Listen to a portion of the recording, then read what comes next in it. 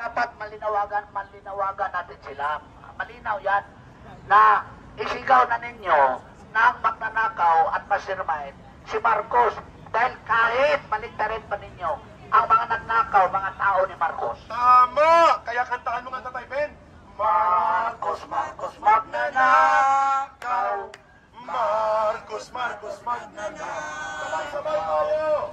Marcos, Marcos, magnanakaw. Magnanakaw si Marcos. One more time. Ready, go! Marcos, Marcos, magnanakaw. Marcos, Marcos, magnanakaw. Marcos, Marcos, magnanakaw. Magnanakaw si Marcos. Marcos resign. Aristuhin. Ikulong sa selda 13. Marcos resign. Aristuhin. Ikulong sa selda 13. Sa araw ng kalayaan na pinakamatya ni Andres Bonifacio, ito ang tunay na kalayaan. Huwag yung kalayaan dahil binabayaran. Ito tayo sa tunay na kalayaan. Huwag tayo doon sa kalayaan ng mga kurakot. Ikulong, ibalik ang mga kinurakot. Paano ikulong? Ibalik na si Marcos nandyan pa. Ayaw niya yan. Muro-muro nga lang yung ginawa sa Malacanang. Binalik daw yung ilan yung milyon binalik ni Juan? 110 lang, binalik. Naiwang ng 900. Tapos, sino magbigay ng ebidensya? Yung taong nagsauli, hindi. Muro-muro lang yun ni Marcos. Para ibig sabihin, nakikilamay siya sa taong bayan. Niluloko tayo. Sabihin na natin, niluloko tayo ni Marcos. Ha?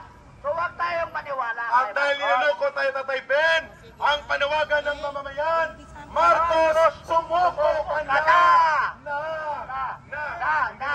Sabay-sabay. Marcos, sumuko ka na! Pagbukas, para marinig ng mga polis. Marcos, sumuko ka na! Dahil nililito mo lang ang tao.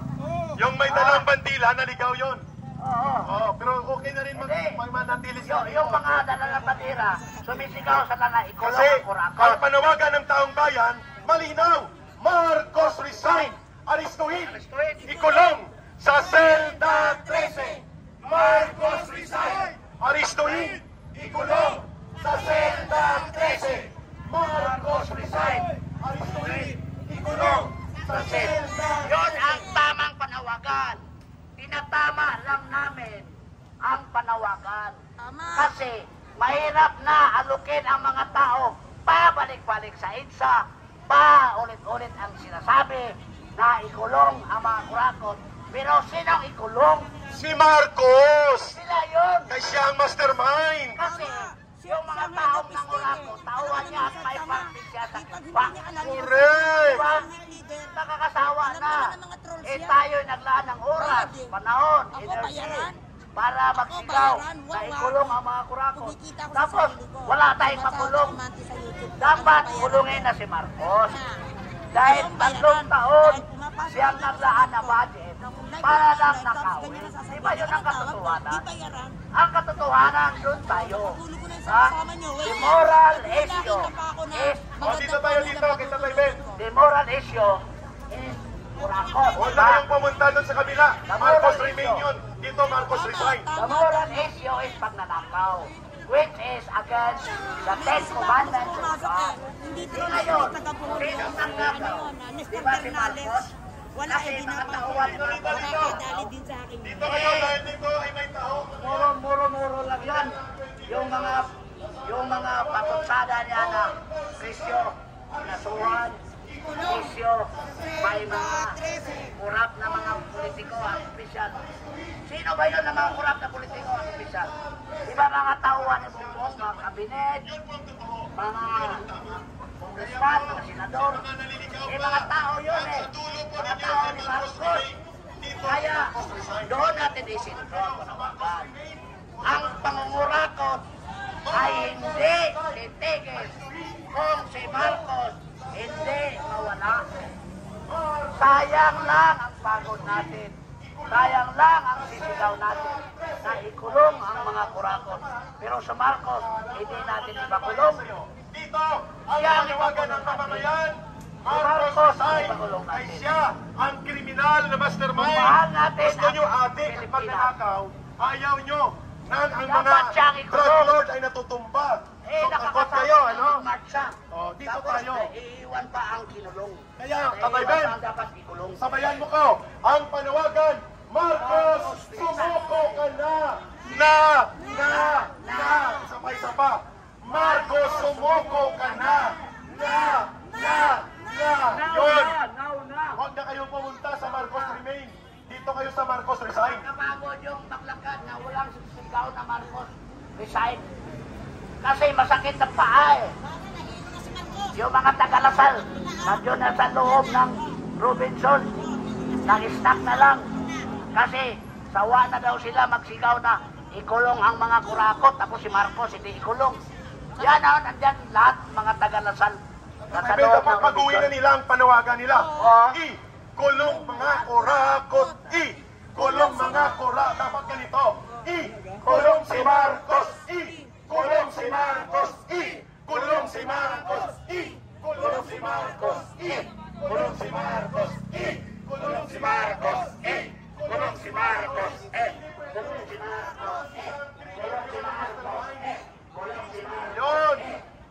Kaya ang tamang panawagan, hindi mga kurakot.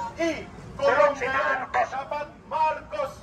Kulong si Marcos. Marcos. Kulong na yan. Marcos.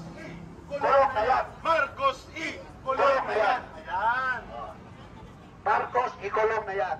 Isang malayang panawagan. Kasi, yun naman ang dapat sa araw na ito. Ang araw na ito ay Bonifacio Day. Lahat papayagan mag-rally. Dahil Bonifacio Day, kalayaan eh. Diba? We are celebrating, we are peacefully celebrating di kalayaan ng mga Pilipino laban sa mga katsila. So, bigyan tayo ang kalayaan sumigaw. Yun ang kinamamatay ni Juan. Tatay Ben, kung si Bonifacio ay lumaban para lumaya sa mga kolonyalistang Espanyol ang Pilipinas, ngayon ay lumalaban tayo para lumaya sa kriminal, adik at mandarambong Tama. gobyerno. Tama? Siya ang dakpin. Siya ang arestuhin. Kaya ang panawagan, ang tao, ang bayan, ngayon ay lumalaban. Ang tao, ang bayan, ngayon ay lumalaban. Ang Mapayapang lumalaban. bayan, ngayon ay lumalaban. Mapayapang paglalaban. Lumalaban. Kasi hindi tayo nanggugulo. Tayo ay nagsasalita lang. Di ba? Sinasabi natin ang katotohanan. Dahil ngayon ang araw ng pagsasabi ng katotohanan. Di ba yun ang pinaglaban ng national hero na si God Andres Bonifacio? Ang lumaban para sa kalayaan sa bayan. Ininakawan tayo ng mga opisyal ng gobyerno sa pamumuno ng presidente. Tama lang na panayasin yung magnanakaw. Kasi sino panayasin dito? Nakakapagod na magbantay ang mga pulis kaibigan natin. Nagbantay sa atin na mapayapa na yung nagrally. Tapos yung pinanawagan natin, bumaba na dahil magnanakaw, hindi pa bumaba. At hindi naman siguro tayo papalayasin eh. Kasi naintindihan tayo ng ating mga kasi tinawagan siguro sila, palayasin na yan kasi ingay yung Marcos Society. Baka hindi na si Marcos na nabug na sa adik-adik ba? Nahubog na sa cocaine. Ayaw na niya makinig. Baka makulaps. Sana makulaps na. Oh. Okay lang yung picture kasi certificate of appearance yun eh. Okay lang yun. Certificate of appearance na talagang nagtatrabaho sila. Certificate of appearance para sa presento. Hindi ako naniwala doon. Peace and order sila. Pinipicturean lang sila. Ay, hindi tayo ulihin nila. Hindi tayo ulihin dahil Ang mabait ang mga pag-picture pulis. sa mga nagsasalita Mabait yun. ay Mabait sila. kuhan yun, documentation ng mga intel. Normal na lang yun. Pero ang sunod niyan, kaso na inciting to sedition. At sige lang. Kasi wala namang sedisyon dito. Injection. Injection. Ayun, injection sa Malacanang. Oh, sa Malacanang. Ayun, may injection doon. Walang sedisyon dito. Alam nila yan, walang sedisyon. Kasi ang sedisyon is armed struggle yun eh.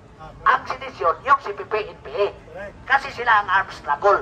Ang niluloko nila ang Pilipinas, kinukunan nila ng pera ang gobyerno para sa kanilang minimite na pag-agaw sa gobyerno. Actually, Tatay Ben, mga kapatid, ang mga pulis, gusto rin nila niyang mag-rally. Kaso lang, nasa serbisyo sila. Ang mga pamilya nila, apektado din yan. Tama. 80% o 90% ng mga pulis, ang pamilya nila nanggaling sa magsasaka, magbubukid, mga manggagawang bukid, mga maralitang lungsod. Kasi kung sila ay may pera, hindi sila nagpulis. Mga kawawang mahihirap na mamamayan ang pamilya ng mga pulis. Pamilya sila, may pamilya sila. Pamilya nila nanggaling yan sa mahihirap na pamilya. Kaso lang yung pamilya niya, sabi ni Claire, kasa na yung 500 sa kuwan ninyo. Sa Noche Buena. Ang 500, bumili ka ng 2 garapon ng Wala. taong, Oh. saka 2 kondensada, may salad na. Yun ang pamahaw pa doon to panyapon. Tapos ang sukli na 80 pesos, ibili mo ng fishball. Yon. Ulitin na natin ha. Ang 500 pesos ni Aling Claire Marites Castro, Oh. 2 garapon ng kaong, 2 lata ng kondensada, at 80 pesos na fishball. Yan. Pero pag si Marcos at si Romualdez sa magnakaw, ay bilyon-bilyon. Bilyon-bilyon ang Kaya ang budget. nanawagan, tayo dito ka na, Marcos remain doon, dito Marcos resign.